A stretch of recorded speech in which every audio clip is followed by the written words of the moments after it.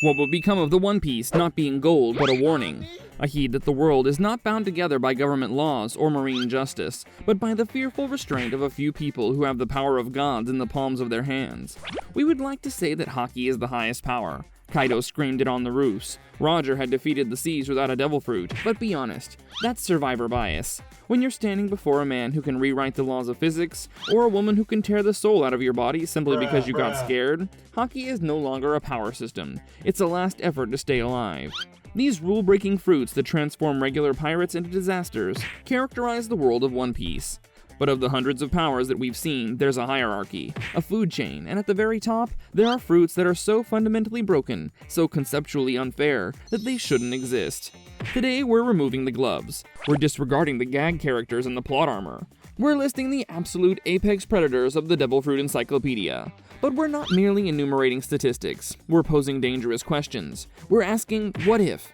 What would happen when these users cease to hold back? What would happen should they realize their potential? This is the ultimate anime revised list of the top 10 strongest devil fruits in One Piece, and the nightmares they would cause. We must begin with the basic power of the universe, the Zushi Zushi no Mi, the Press fruit. Fujitora is able to make this appear like a normal gravity power, but have you ever thought of the what-if scenario of a gravity user who doesn't care about civilian casualties? Fujitora summons meteors. He's not making them, he's just reaching into empty space and picking up a rock floating in the void and pulling it down to the Grand Line. That is planetary level accomplishment. But what if he didn't stop at meteors? What would he do with that gravity manipulation on the moon? We're aware that there are several moons in the One Piece world. A merciless consumer of this fruit might recreate the dinosaur extinction event simply by flicking a finger. And let's go microscopic. Suppose he extended horizontal gravity on your blood. He might stop your heart in a moment, or turn the blood in your veins. The force that binds the universe is gravity. Give this fruit to a maniac like Doflamingo or Blackbeard, and they wouldn't merely squash people, they'd squash the tectonic plates. They might make the whole world uninhabitable by making the planet heavier until we all became pancakes. It's a civilization-destroying force that can only be held back due to the fact that Fujitora is a nice guy. Then there's the fruit that God himself, the god of jealousy, would be envious of, the Goro Goro no Mi, the Rumble Rumble fruit. Enel was a big fish in a small pond, and yet the fruit is a monster. Lightning, heat, and destruction. There, however, is the what if. What might have happened had Enel gone down to the Blue Sea and acquired superior Haki? Combine future sight with the speed of lightning and you're untouchable. But the horror is deeper. Electricity controls the nervous system. An expert in this fruit must not merely hurl bolts. He ought to regulate the electric impulses in your brain. Imagine an awakened user hacking into your mind and switching off your organs without ever charring your skin. Without Luffy being made of rubber, the one natural counterpoint, there's no fight. It's instant death. Then we move to the Pika Pika no Mi, the Glint Glint fruit, light. In physics, when mass travels at the speed of light, it collides with an infinite amount of energy. The mechanics are horrible, though softened by the anime. Think about that. What's going to happen when Kizaru stops trolling? What will a user do when they discover that light is also heat? An awakened user could make the entire environment light. Imagine fighting a person who transforms the ground you're walking on into a laser beam. But still worse, suppose they can deprive you of light. Suppose the absence of photons is controlled by an awakening. Global blindness. This fruit lets you determine the speed of each battle. It's the final first strike, supported by the power of a nuclear arsenal. And next we have the fruit of utter lethality, the Magu Magu no Mi, the Magma fruit. This is the fruit with the greatest offensive power of the group. When a Kainu strikes you, you don't get bruised, you lose a limb.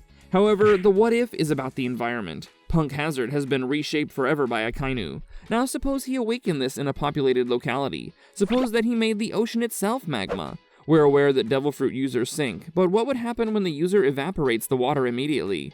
He could turn a battle in the sea into a volcanic eruption. It's the final stamina sucker, since each confrontation is a danger of burning alive. Next, we have the concept, the Soru Soru no Mi, the Soul fruit. Big Mom is a monstrous combatant, whereas her fruit is a cheat code. It gives the possibility of communicating with life force itself. The what-if scenario in this case is game-breaking. What if Big Mom were not insane? Consider this fruit in the hands of a strategic genius. Souls can be put into objects. We saw her build an army. But what if she put a soul into the sea? If you can make the sea a homie, the devil fruit weakness disappears. Imagine a spine network constructed out of oxygen, or healing through soul manipulation. Would she not live forever if she reaped enough souls?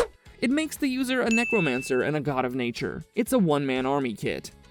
In the middle, we have the most powerful Zoan found recently, the Uo Uo no Mi Model Seiryu, Kaido's fruit, the Azure Dragon. This is the final stat check. Scales harder than metal, and breath that can level mountains. But see the passive power. Kaido raised a complete island in the middle of a war. There's the scary what if. What would he have done had he not stopped at one island? Could an awakened dragon make sufficient flame clouds to raise the red line or drop a continent? This longevity forms a wall that 99% of pirates can never break. It's impossible to scratch the user without advanced Ryo. It turns you into a raid boss. Then follows the fruit of which reason is the bane, the Ope Ope no Mi, the Op Op fruit. Inside the room lies God. He controls space and matter, and fries organs without tearing the skin. However, the what-if opportunity is conspiracy theory stuff. We've heard of immortality surgery, but what about the personality swap? What would Law do if he changed the mind of a weakling into the body of Kaido? What if he changed to Gorosei? Even a morally loose user has the power to topple the world government within an afternoon. And the awakening? K-Room enables him to slice his sword through anything. Imagine if he made a room as big as a country. Would an awakened user be able to cut the red line in two? In pure hacks, nothing compares. We're now into the god tier, the Yami Yami no Mi, the dark fruit. The anti-meta fruit. It doesn't just squash things in darkness, but nullifies them. When Blackbeard touches you, you're not a rubber man or a magma man, you're just a man. However, the what if is what frightens all. What if it's not a Logia? Look at the absorption. He imbibed the power of Whitebeard. What is the limit? Could he hold 3? 4? Can he absorb Haki? If the Yami Yami no Mi is a black hole, will it ultimately swallow the world? A master of this would effectively be able to pull the whole world into a void of nothingness. Number 2. The power to annihilate the world. The Gura Gura no Mi, the Quake fruit. This is the fruit that turned Whitebeard into the strongest man. It's not only about earthquakes, it's about cracks in the air itself. It has the greatest raw destructive power of any paramecia. But what about the what if, where there is no code of honor? Whitebeard held back, Blackbeard won't. What will become of the world when you strike the bottom of the sea? Imagine you make a frequency that resonates and snaps the red line. This fruit would be able to submerge the whole world. It requires no finesse. All one has to do is punch the air and the world falls. But above them, there is one fruit. A fruit that concealed its proper name for 800 years. The Hito Hito no Mi Model Nika, the warrior of liberation. We believed Luffy was a rubber man. We were wrong. This is a mythical Zoan. The awakening is the breaking of reality. Gear 5 refers to the use of Toon Force in a serious battle. According to the Gorosei, this power is only restricted by imagination. Think about that.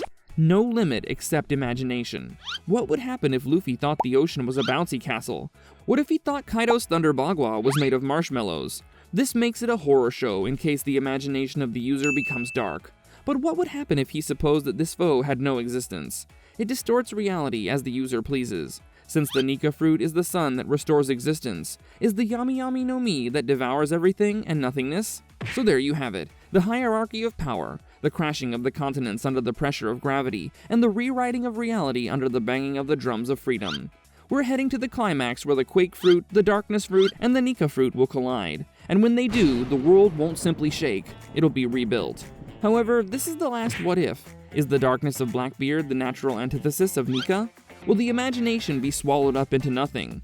Or is it too anarchic to be assimilated? Share your most outrageous theories in the comments below. It's now the endgame, and the power scaling will only continue to get more ridiculous. If you like this in-depth analysis, subscribe to receive more. It's late, and yet the daylight is approaching. Peace.